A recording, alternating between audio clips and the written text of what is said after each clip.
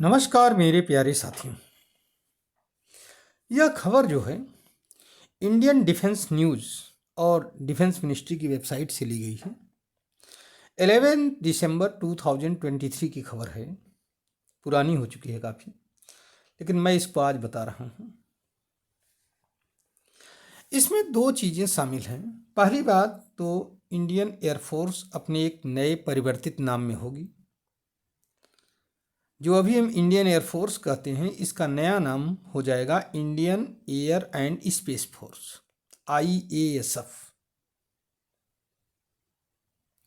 अब साथ ही साथ दूसरा विजन जो सबसे बड़ा है कि 2047 तक हमें स्पेस पावर अपना डेवलप करना है फुल्ली। समझ रहे हैं? ये IF का मतलब कि बहुत बड़ा एम्बिशियस प्लान है। अब सवाल ये पैदा होता है, अभी तक ये IAF थी, इंडियन एयरफोर्स, अब ये बन गई बन जाएगी, अभी बनी नहीं है, नया नाम IASF हो जाएगा, Indian air and space force. क्यों इसमें स्पेस जोड़ने की ज़रूरत क्या है? तो देखा ये गया है कि अगर इंडियन एयरफोर्स अपने कैपेबिलिटीज़ को और डेवलप करना चाहती है, navigation capacity, surveillance capacity, communications capacity को और बढ़ाना चाहती है, तो इसके लिए उसको अपने अपने स्पेस को भी अपने नियंत्रण में लेना पड़ेगा, अपने आसपास के। अगर स्पेस इनके साथ होगा तो वहाँ पर ये अपने हिसाब से डेवलपमेंट कर सकते हैं। समझ रहे हैं? अब इसके लिए माना ये जा रहा है कि इंडियन एयरफोर्स को 100 ऑफ मिलिट्री सैटेलाइट्स की ज़रूरत होगी। अब जब इन सब सुविधाओं को बढ़ाने के लिए, इंटेलिजेंस, सर्विलांस, कम्युनिकेशन, नेविगेशन, इन सब सुविधाओं को बढ़ाने के लिए अब जब 100 मिलिट्री सैटेलाइट्स लॉन्च कर दिए जाएंगे, 7-8 सालों में अगले हो जाएगा ये काम, ठीक है। इसमें प्राइवेट सेक्टर की भूमिका होगी, DRDO की भी बहुत बड़ा वो होगा, योगदान होगा। समझ रहे हैं? तो अगर ये चीज़ होता है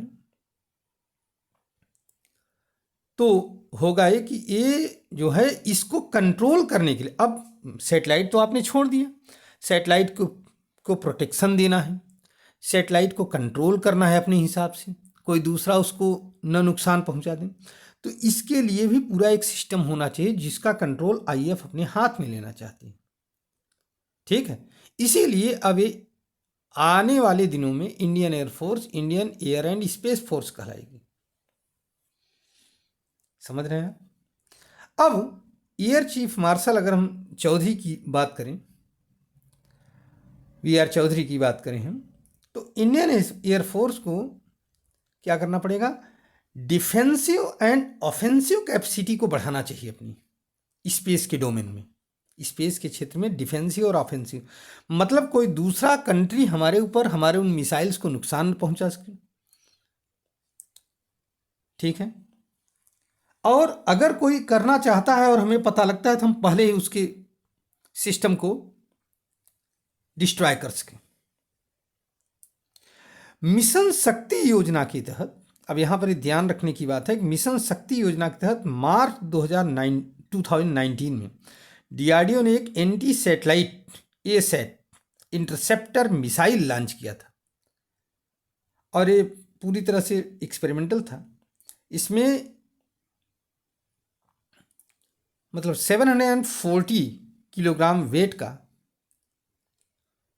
एक सैटेलाइट था जिसको कहा गया माइक्रोसॉफ्ट R सैटेलाइट, और इसको धरती से 283 किलोमीटर की ऊंचाई पर मिसाइल से, एंटी सैटेलाइट मिसाइल से, ASAT मिसाइल से उसको नष्ट कर दिया गया। तो ये बहुत बड़ी सफलता है। माना जा रहा है कि आने वाले दिनों में ये जो नियर स्पेस है, जो कि अर्थ से 20 to 100 किलोमीटर की ऊंचाई पर होता है, उसमें भी नहीं, उसके ऊपर आउटर स्पेस में हाईएस्ट बैटल ग्राउंड होगा और वहीं पर ये सब युद्ध लड़ जाएंगे। समझ रहे हैं?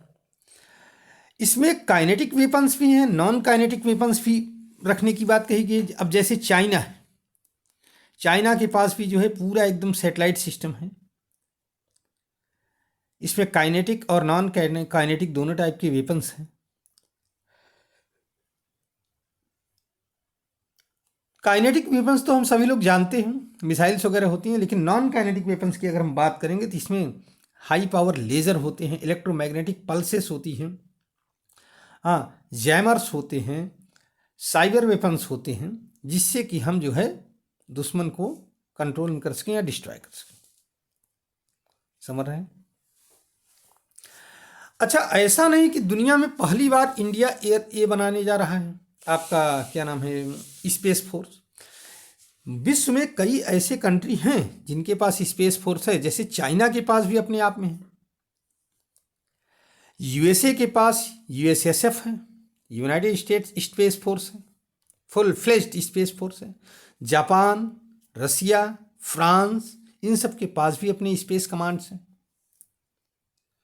तो ऐसे में कोई बहुत बड़ी बात नहीं कि इंडिया भी अपना एक स्पेस कमांड डेवलप करेगा और उससे अपनी कैपेसिटी को बढ़ाएगा। समझ रहे हैं? तो ये पूरा जो है एक सिस्टम बनाया गया है, integrated air and space command and control system. ठीक है, IASCCS इसका शॉर्ट फॉर्म है। उस पर जो है इसको वो करना, मतलब कि इस तरह से इस सिस्टम को डेवलप किया जा रहा है और ये सब बनाया गया है, शुरू कर दिया गया है। 2019 से इस पर काम शुरू है, लेकिन अब आने वाले दिनों में इसको और स्ट्रांग बनाया जाएगा। उम्मीद करता हूँ कि ये जो हमारा Indian air and space force अपनी बुलंदियों को छुएगी। धन्यवाद, नमस्कार, जय हिंद, जय भारत, वंदे मातरम।